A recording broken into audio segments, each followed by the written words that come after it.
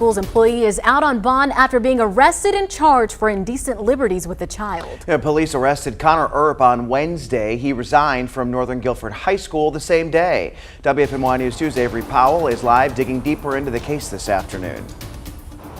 We are still trying to learn more about what exactly happened in this case. We do know Connor Earp was an employee with Guilford County Schools who was hired just last month. His social media pages list him as the wide receiver football coach here at Northern Guilford High School, but the district would not confirm if he works at the school or what his position is. The district did say they are launching their own investigation, and in a statement, Superintendent Dr. Sharon Contreras said, quote, "We are saddened by the recent allegations regarding the unconscionable actions of the former GCS staff member. The emotional and physical well-being of our students is our top priority, and we will not tolerate any behavior that puts that in jeopardy." We do know that the victim is under 16, but it's unclear if they are a student here. Earp is now out on a $25,000 bond. He's due back in court in October. We'll keep you updated when we know more. Thank you so much, Avery. Forsyth County and Winston-Salem leaders are working together with community-based organizations to fight gun and gang violence. Leaders are looking to implement the Cure Violence model in the area. Cure Violence addresses community problems by seeing violence as a health problem. The organization focuses on disease control and behavior change methods to tackle community violence. Using trained violence interpreters, the organization identifies potential fatal conflicts in the community. Outreach workers then work with those more likely to commit violent acts to help them change their behaviors. Staff engages the community after identifying problematic situations. Both the county and city say they are excited to get this program started. What we love about the model is that they will come into the community and train our own community people. And so it's not taking outside people and coming in and saying this is what needs to happen. They're going to assess the community, but they will then train people who live in certain neighborhoods and areas on the ground who understand our community at a closer level. Leaders say they are meeting Monday, October 4th to kick off the site assessment process with this organization. The Alamance County Sheriff's Office is investigating a homicide after a body was found this morning. Deputies were called out to Brucewood Road at Phillips Chapel Road after someone reported finding the body. Authorities believe the murder happened between 8:30 and 9:30 this morning. No suspect information is available at this time. We've seen a couple of encouraging numbers in one of our state's coronavirus metrics. This is the percentage of tests coming back positive. The latest number, I circled it over there, is 8.6%. It's the lowest number that we have seen in 2 months. There have been a couple of other days that have gotten close to that day, but it's nice to see that we hit a new low with our recent data. In the past 10 days, 7 of them have been below 10%. They're still nearly double the state's goal of 5%, but at least we are trending downward. The CDC approved final recommendations for Pfizer booster shots. The CDC says people 65 or older should get a booster, and people 50 to 64 with underlying conditions should get the shot as well. Here's where it gets more complicated. The CDC says people 18 to 49 with underlying health conditions, including pregnancy, stroke, diabetes, among others, may get a booster. And people ages 18 to 64 who work in high-risk settings like hospitals and prisons may also get a booster.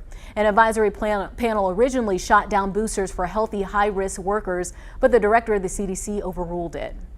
We've reached out to Triad Health Departments to see who's ready to give out the booster and put together a list for you. Just text the keyword vaccine to this number, 336-379-5775, and we'll send you a link directly to your phone so you can find the closest location to you. Cone Health says it's giving employees more time to get vaccinated. The healthcare system extended its deadline until the end of October.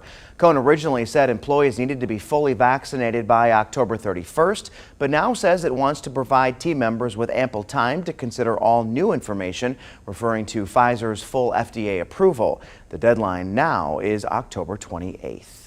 Meantime, 375 Novant Health employees have yet to comply with its vaccine mandate. As of Tuesday, the employees were on unpaid suspension and had 5 days to comply. Novant says non-compliant employees will get fired. The healthcare system says nearly 99% of employees are fully vaccinated. Employees who got their first shot but missed the deadline for full vaccination now have until mid-October to get their second shot. Let's get to your 4 to 5 roundup. One person is dead and more than a dozen are injured after a shooting at a Kroger in Tennessee. Police identified the shooter as a 29-year-old man who worked for Kroger as a third-party vendor. Police say the shooter killed himself after officers responded. Officers say he doesn't have a violent criminal history. The FBI says a federal district issued an arrest warrant for Brian Laundrie. He is a person of interest in the murder investigation of his fiancée, Gabby Petito. A coroner ruled her death a homicide, but a cause of death won't be named until a final autopsy. Police are searching for Laundrie to get more information about Petito's death. No one has seen Laundrie in more than a week. Derek Chauvin filed an appeal to overturn his conviction for murdering George Floyd. A jury convicted Chauvin on 2 counts of murder and 1 count of manslaughter. A judge sentenced him to 22.5 years in prison. Chauvin's appeal argues the court abused its power when it denied a motion for a venue change and a new trial. It also suggests the court allowed prosecutorial misconduct from the state. Yesterday was Chauvin's last day to file an appeal. The Bobby Company recalled more than 3 million baby loungers linked to 8 infant deaths. The U.S. Consumer Product Safety Commission says infants suffocated when placed on their back, side, or stomach.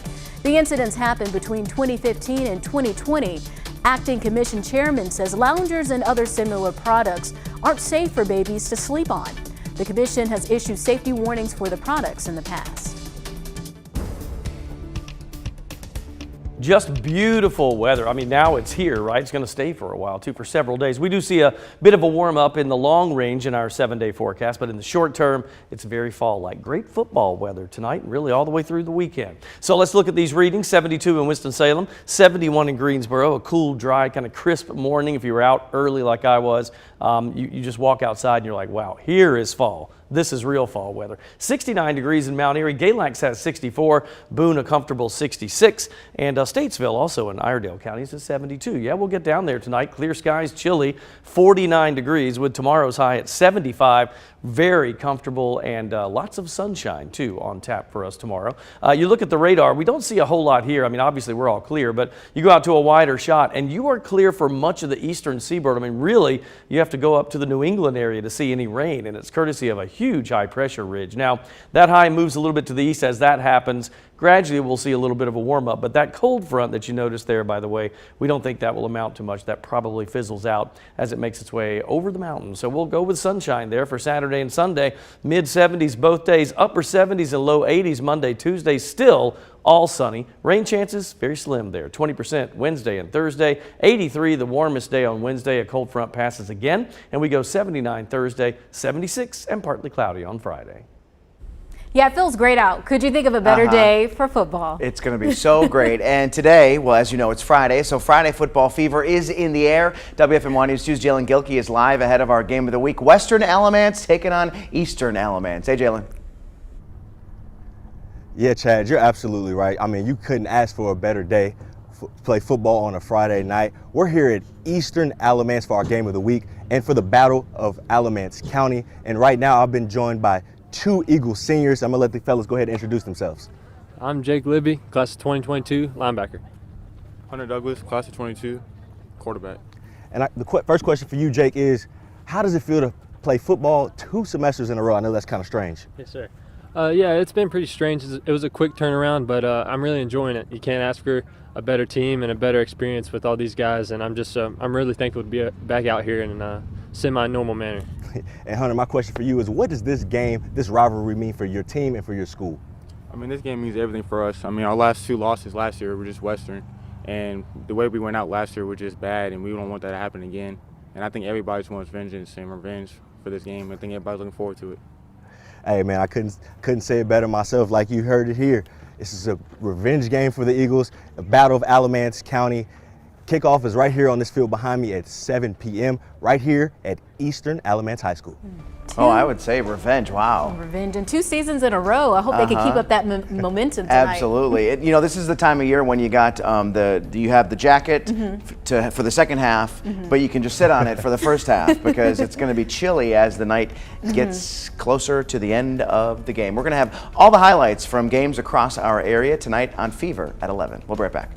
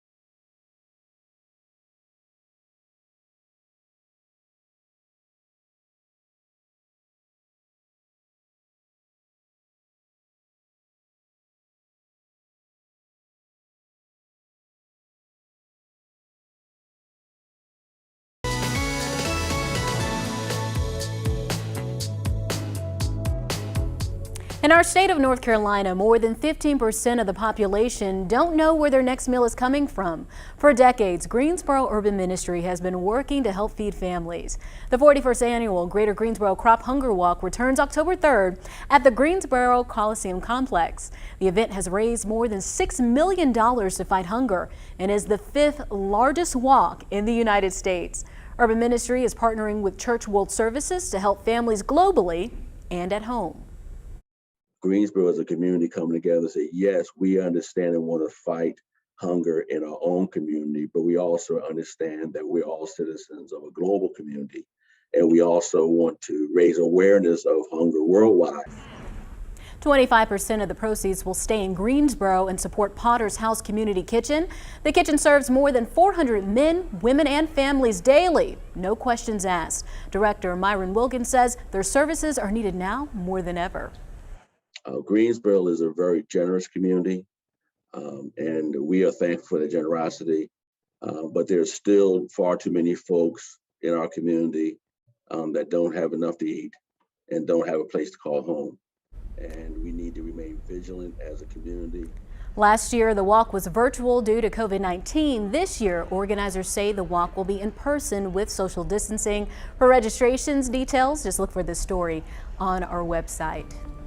And Urban Ministry, as we know, it's a great foundation. It's been in this community for almost 50 years. And, you know, they really rely on events like this to help put on the services that they provide. Crop Walk's been around a long time, too, and it always does a good job. I'm happy to see people back in person, even if they are socially distanced. Because to me, Right. it's not the same. It's you know, not. virtual walks are kind of not the same to me. And talking about Greensboro Urban Ministry, I wish that everybody had the opportunity to walk around inside where they collect all of their supplies and things, because I think it would give everybody a better understanding of the need that they deal with all the time. I mean, I know that when we've done fundraisers with them, just seeing some of the empty shelves that they have over there is certainly kind of shocking, because you know the need is far-reaching, and it's all the time. It's constant. And I think it's bigger than I know it's bigger than what I thought it was. Absolutely. Every time we have any contact with the folks at Urban Ministry and they tell you the numbers, Yeah, you're like shocked. 1 in 4 children in Guilford Yes. County are hungry. That's shocking. So it is shocking, and absolutely sounds like a follow-up story. Go ahead and take that tour so folks at home can see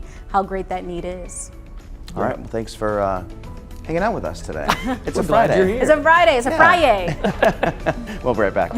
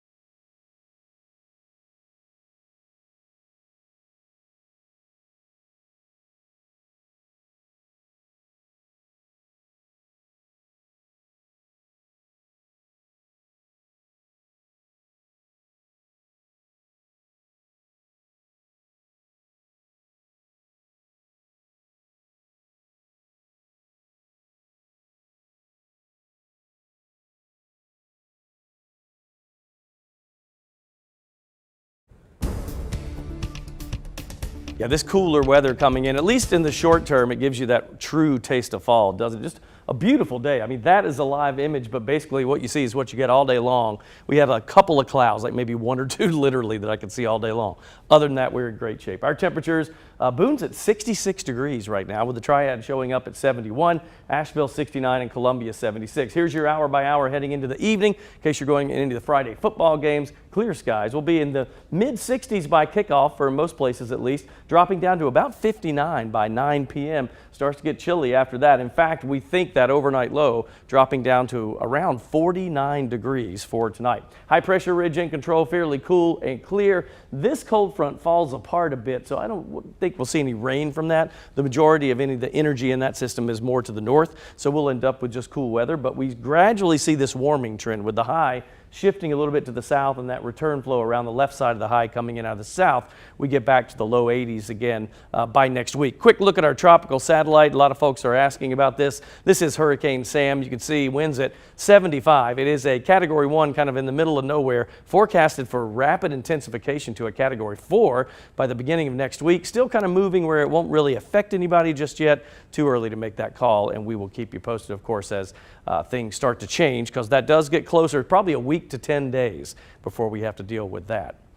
All right, so it is that time of the year, of course, as we just told you, we're transitioning into fall, aren't we? Temperatures, they can be all over the place, and that makes it hard to figure out what you need to plant. I spoke with Adrian Rothling of the Cedar Botanical Gardens to give us some ideas.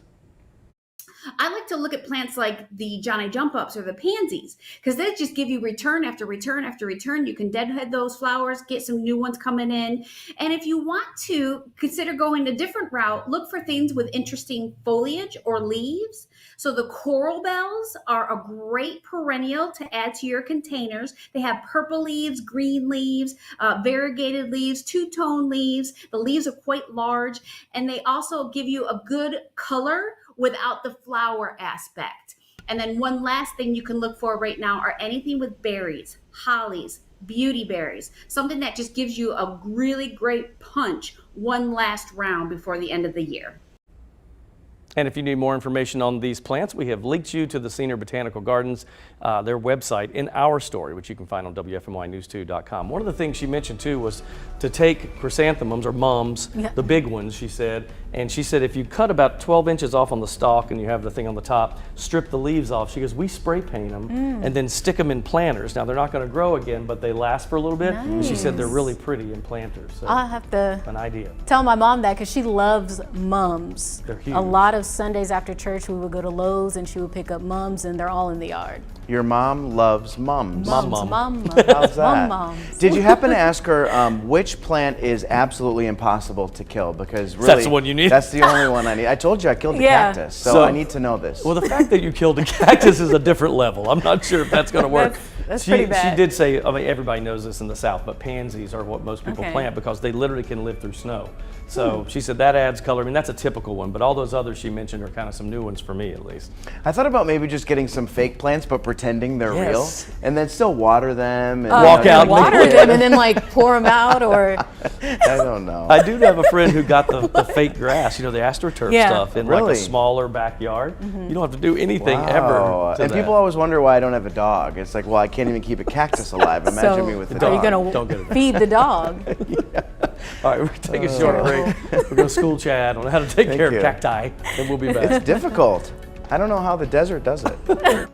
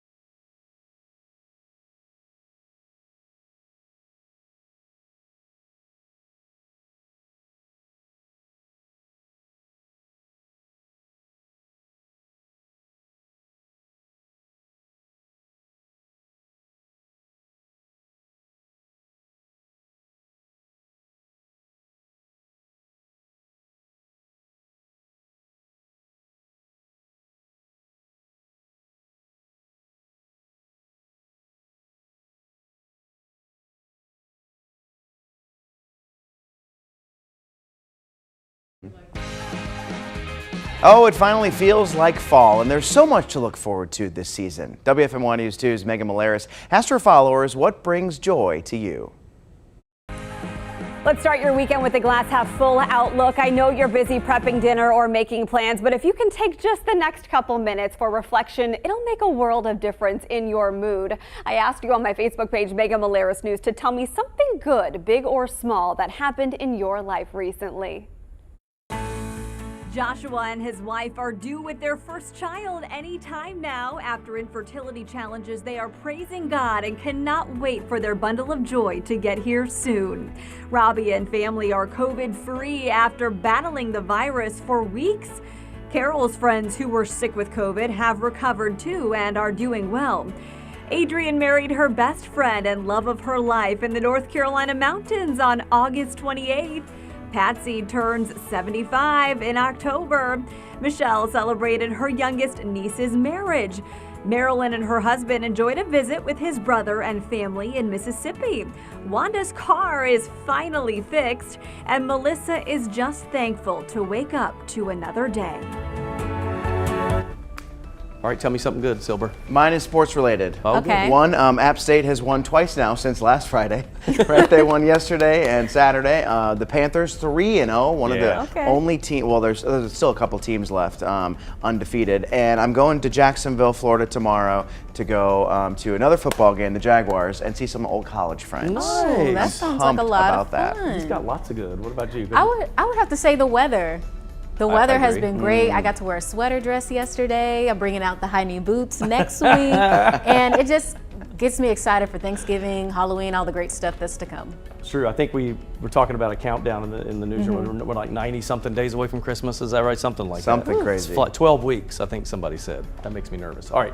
So my good thing is that my littlest, my girl Drew, she's 8. She's in the Northern Guilford cheer group, and they are cheering at the Northern Guilford High School game tonight. So we're going to go there and see her actually on the sidelines with the whole uniform and everything. Fun. How's she feeling? She's really excited. Yeah. There's like 80 cheerleaders in that group, but they divide up into sections, but that's Okay. a huge thing up there. Wow. Did you guys make signs?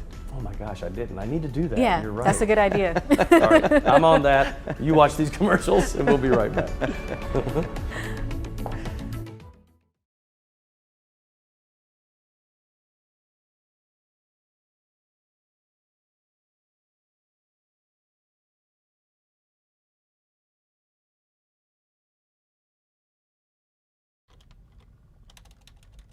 Hey, ice cold milk and the Oreo cookies, they forever go together.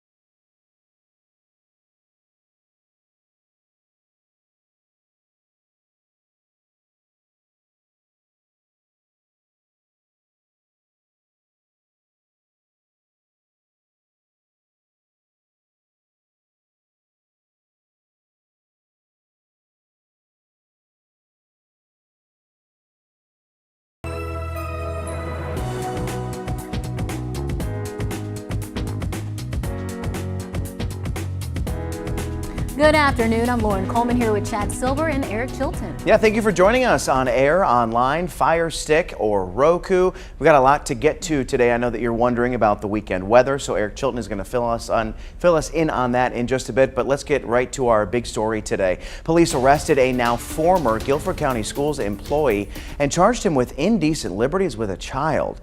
The sheriff's office arrested 25-year-old Connor Earp on Wednesday, and he resigned the same day. District records show Earp had been with the district since August. According to his Twitter page, he was a wide receiver coach for the school.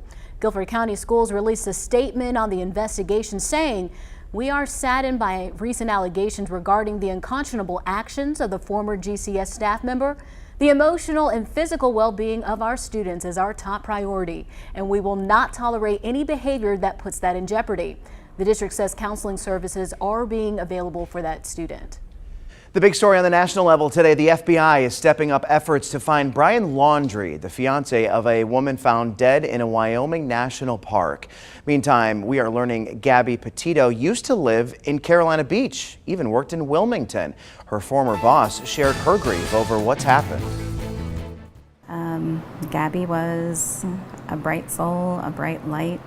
She was always happy, always had a smile on her face. Always trying to bring everybody up with her. Gabby Petito, a young woman whose story captured the attention of the nation after she went missing during a cross-country journey with her fiancé. Before the headlines, Gabby was a young woman living and working in the Cape Fear. She's not just a name. She's not just a case. She was a person, and she was very special to a lot of people and many of us here. Smoke on the Water General Manager Lara Witchen says Gabby worked there from September 2017 to January 2019 in the kitchen and as a hostess before moving to Florida. I think all of us here initially thought it can't be real. You know, it has to be somebody else. She was so full of life and had so many plans and had her whole life ahead of her. A life captured in photos, spending time with friends, enjoying the ocean and the Carolina Beach boardwalk. Now some of those photos cover a table at Smoke on the Water, a table reserved in her memory. Gabby's friends are still shocked and heartbroken. They were not able to speak on camera, but shared stories. To know Gabby was to know someone who truly embodied a free spirit. She made life a little lighter and a little less serious. She was adventurous and loved her family and friends wholeheartedly. She enjoyed doing art. That is something that we shared a passion for, making the world a more creative and beautiful space. Her love for life was so inspiring, and her love for others even more so. I am so thankful for the time I got to spend with her while she was in Wilmington. She touched my life more than anyone could know. Gabby, your smile will forever be engraved in my heart. On the coast of North Carolina, Gabby Petito will be remembered for her joy, her smile, and her heart. She was a good soul, a good spirit, and touched so many lives. That's what we want her to be remembered for. Now to a strange story near the Outer Banks. A funeral home says that it's apologized to two sisters after they found the body of someone else in their mother's casket wearing her clothes. The sisters went to view their mother's body at an Ahoskie funeral home when they saw a different body in the casket. The sisters say workers at the funeral home denied the mix-up at first until they went back into the embalming room and found the body of their mother. The funeral home switched the bodies and that service continued. Such a strange story. I mean, how does something like that even happen? I mean, that is, for that family, that's horrific. I mean, they'll never forget that. And I would think, are they suing? I expect there might be a lawsuit. I'm not sure. I think the most disturbing part about this was the fact that the funeral company denied the switch up without even checking. Right. And even if they thought that it wasn't true, I think when you work in services like this, the customer comes first.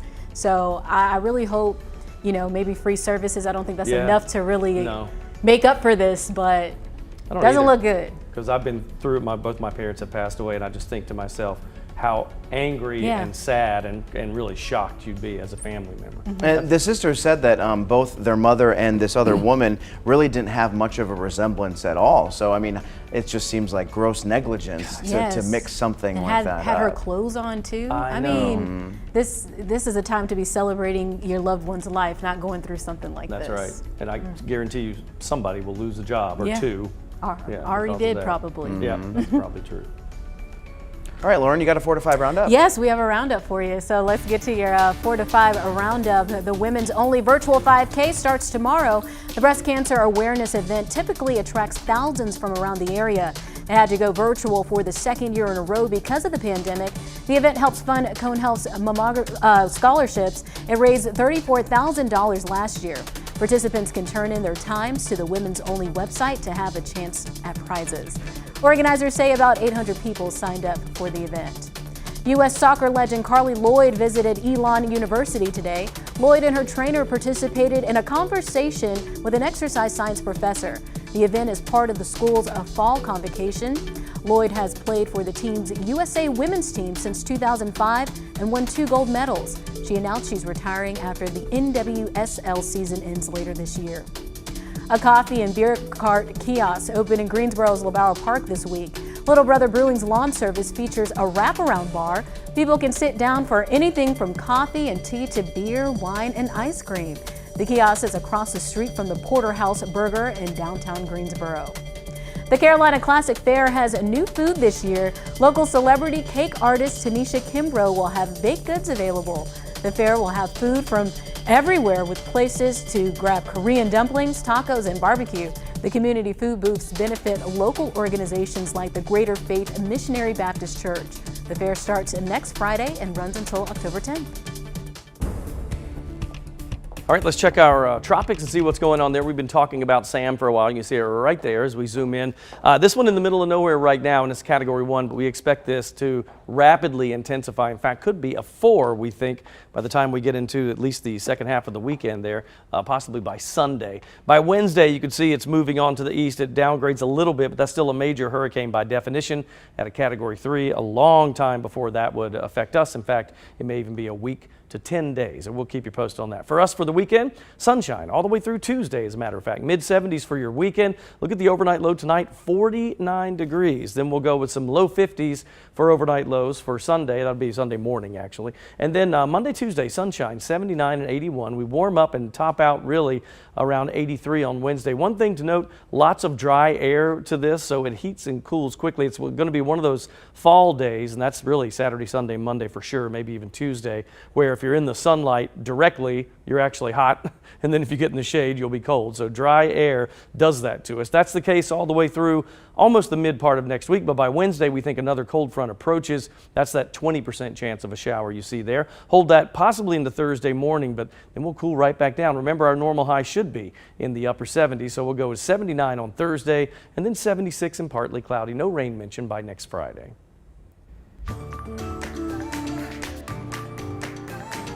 All right, I know you've seen the countdown by now, right? 36 days until Halloween, 61 days until Thanksgiving, 91 days until Christmas, and just 98 days left in this year. How are you feeling about this countdown, friends? Nervous. I'm excited about it. Okay. It just kind of seems to start earlier and earlier every year, right? Probably depends on how the year goes for everybody else. So you're looking to get rid of it. I know. I think, by the time it becomes fall, right? And it became fall, right? Yeah. Literally and figuratively right there on the calendar. I think people start going, okay, what is the countdown, right? So now let me throw another number out there to you. 12 more Fridays until Christmas Eve.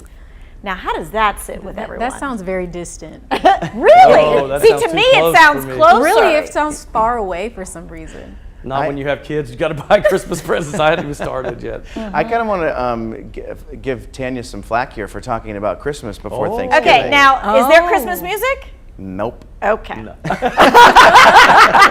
right. It feels kind of otherworldly to me that we're this close, right, with 12 Fridays. And so I give you Star Wars and Harry Potter in the form of Legos. That's correct. An advent calendar. Apparently, they're the it thing.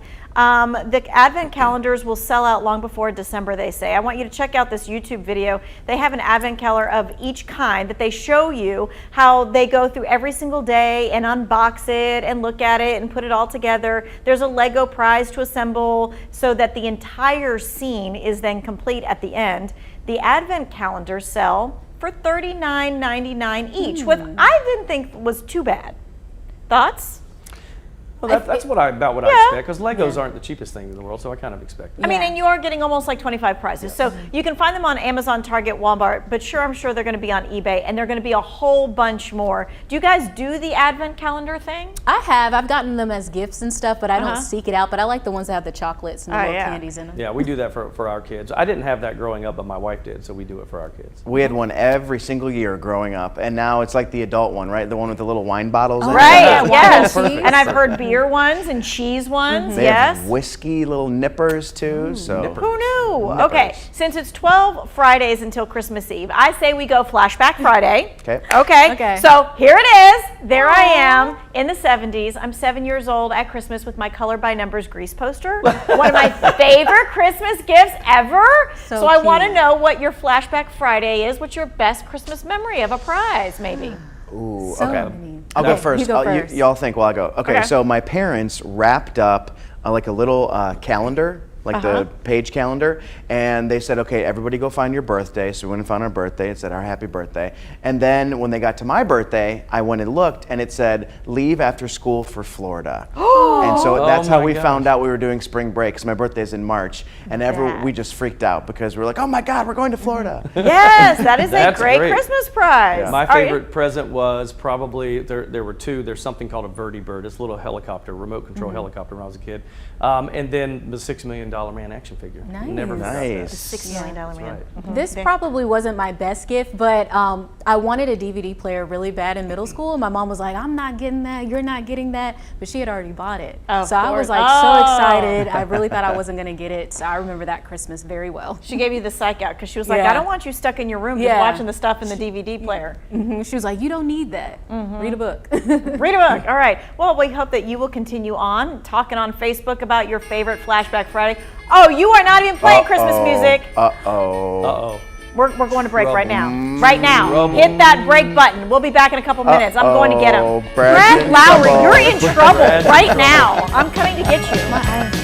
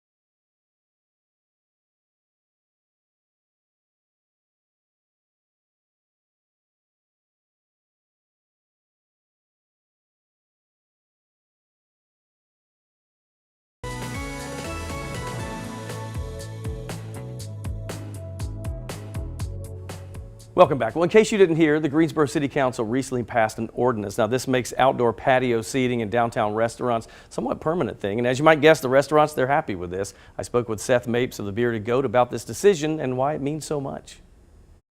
I think it's a very big deal. And it actually, in my opinion, brings the community together more, because seeing people on the streets, eating, drinking, having a good time, it really brings more people out and makes it a little bit more comfortable, especially with nowadays with the COVID, spiking, having more outside, seating, it makes people feel a little bit more comfortable as well.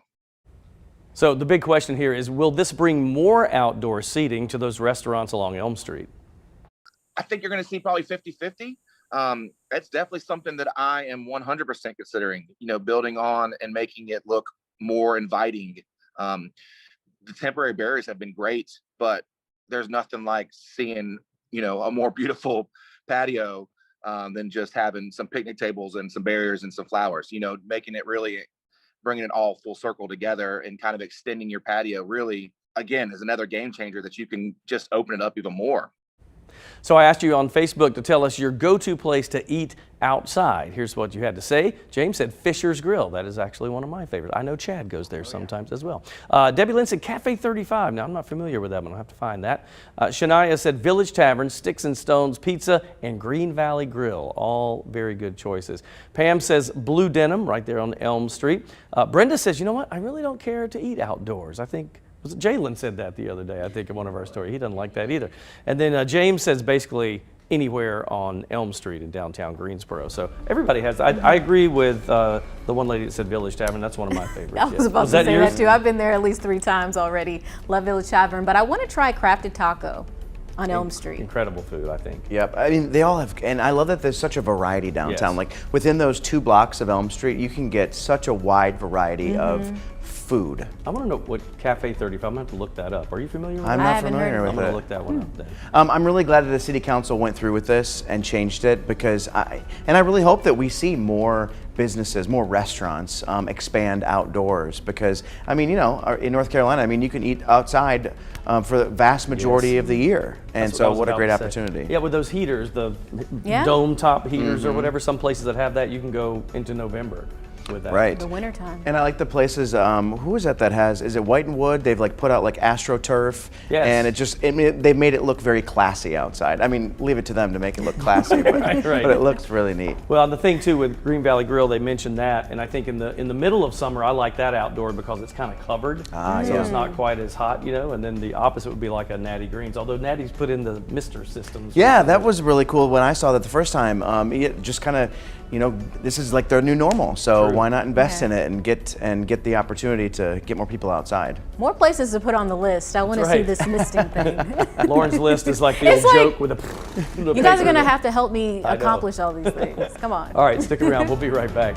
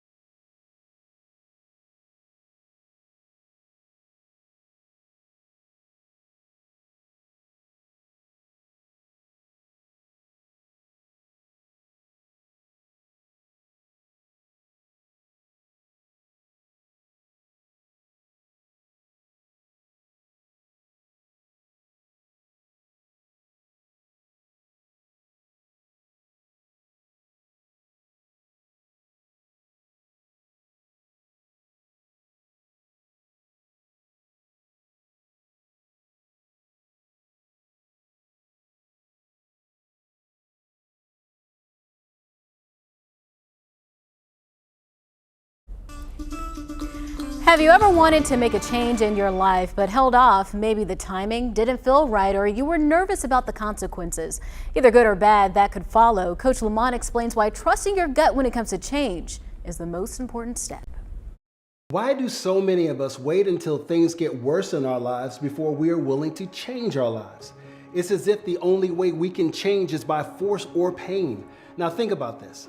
How many times have you felt the need to make a change, didn't, and events happen, then you're forced to make the change you should have made initially? When your intuition, your life's GPS, alerts you to make a change, make it. Your inner life is trying to warn you of consequences that can take place in your life if you don't make the change. I believe that your inner spirit is the greatest predictor of your life, and listening to it can save you from events you don't have to necessarily walk through. Listen to your inner change meter and be willing to change, even if change is uncomfortable. Welcome change, my friend. Don't fight it. This is Coach Lamont reminding you to have your best you day. I'll see you tomorrow.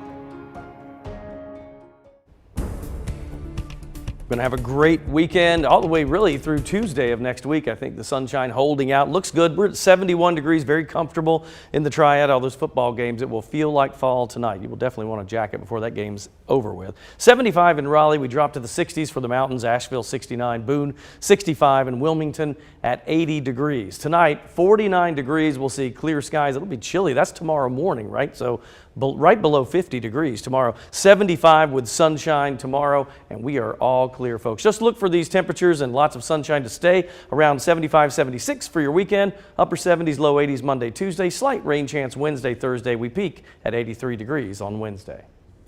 Hey, do you have an old cell phone laying around? Of course you do. Everyone does. The North Carolina Zoo wants you to donate old cell phones and computers to save gorillas. Let's connect the dots. Your old cell phones and electronics could help the North Carolina Zoo save gorillas. Let's connect the dots. The gorilla population has gone down dramatically over the last few decades. Their food and habitats are getting destroyed for resources like lumber and minerals. Coltan is a mineral found in the ground in Central Africa. It's used to make an important part of computers and cell phones. Unfortunately, the most efficient way to get coltan is to mine for it, which destroys the gorilla's natural habitat. But here's a way you can help. Coltan can be recycled from old devices. The North Carolina Zoo is part of something called Gorillas on the Line. It's a worldwide cell phone recycling initiative. You can bring in an old cell phone, tablet, iPod, or MP3 player.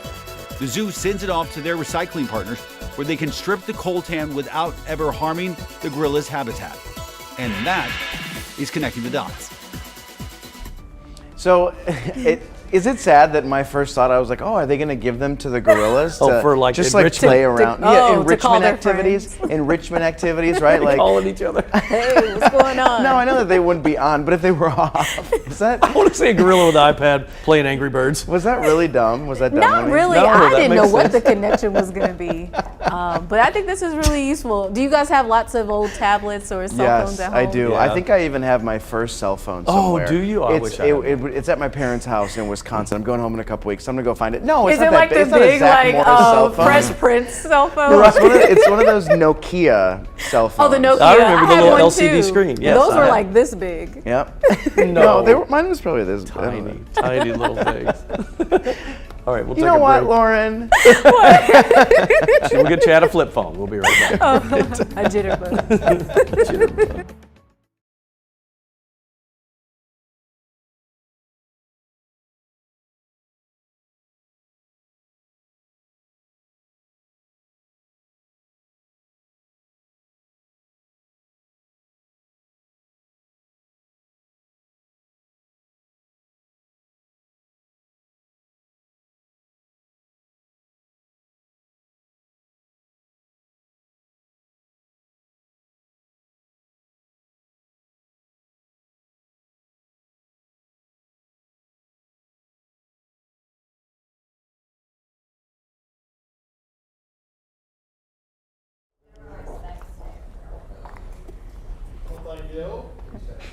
Where did you come from? Where did you go? 1, 2, 3, 4. Am I doing a mic check? Oh, sorry. I just put can you actually talk in my ear? Because I've been having issues with my IFB. Can you count to 10? I can hear you, but Hello, I'm the weather person for today, and it's a good day. Hi there, Oklahoma, Oregon, Pennsylvania. Hello, Callie. Friday, Friday, Friday. I think it should be illegal for anyone to say anything to Tim Buckley about the weather other than, wow, thank you so much, you're amazing. Hey. I know. Mic check 1 2 1 2 3. Mic check.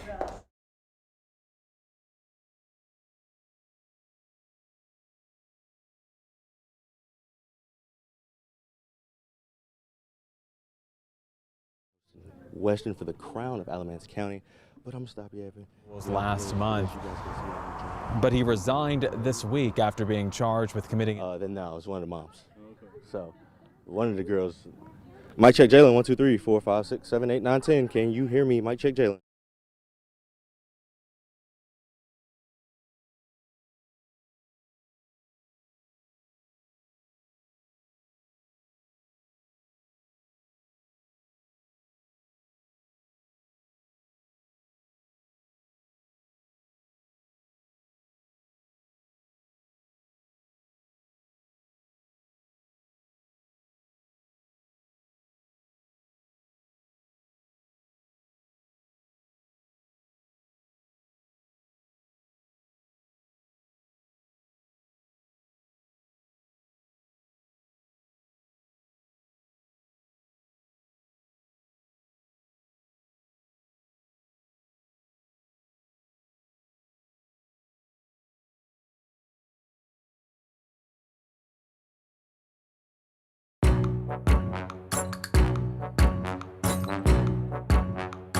It's time for my 2 cents. Pumpkin pie or sweet potato pie? This debate always comes up this time of year. It can get pretty heated too. People don't play when it comes to their favorite fall classic desserts. I'm more of a sweet potato pie girl myself. These are the pies both my grandmother and mom made every Thanksgiving and fall season. To tell you the truth, I didn't have my first slice of pumpkin pie until I was an adult. In my opinion, it was quite tasty, but not as great as the sweet potato. The pies look about the same, so what makes the two so different? According to one article, sweet potato is lighter on the spices and texture and sweetened with molasses, while pumpkin pie is all about the spices. I guess that's where the concept of pumpkin spice comes from. Some food critics say it's based on region, with pumpkin pie traditionally eaten by people from the Northeast, and sweet potato pie popular among those in the South. This is a rivalry that's gone on for decades, so I don't know if we'll ever get down to the bottom of which is best. But my question is, why can't we have both? As long as it's made with love and care, there's always room for dessert. That's my 2 cents. That's your 4 to 5. WFMY News 2 at 5 starts now.